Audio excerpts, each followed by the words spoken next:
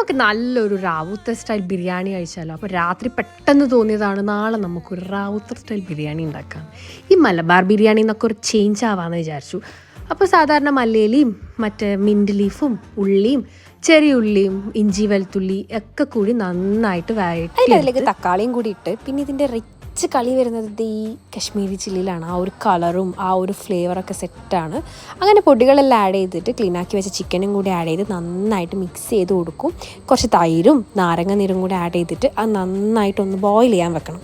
അത് കഴിഞ്ഞ് അതൊന്ന് സെറ്റായി വന്നിട്ടാകുമ്പം എത്രയാണോ അരി എടുക്കുന്നത് അതിൻ്റെ ഡബിൾ വെള്ളം ആദ്യം തന്നെ ഒഴിച്ചിട്ട് അത് നന്നായിട്ട് തിളച്ച് വരണം.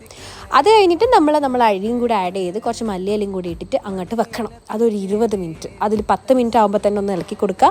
സാധനം റെഡിയാവും. ഇനി കുറച്ച് ദമ്മും കൂടി നമ്മൾ വെച്ചിട്ടുണ്ടായിരുന്നു. എല്ലാം കൂടി സെറ്റായിട്ടുണ്ട്. പിന്നെ പുഴുങ്ങിയ മുട്ടയില്ലാണ്ട് എന്ത് ബിരിയാണി, അതും കൂടി സെറ്റാക്കി. അപ്പോൾ സാധനം റെഡി.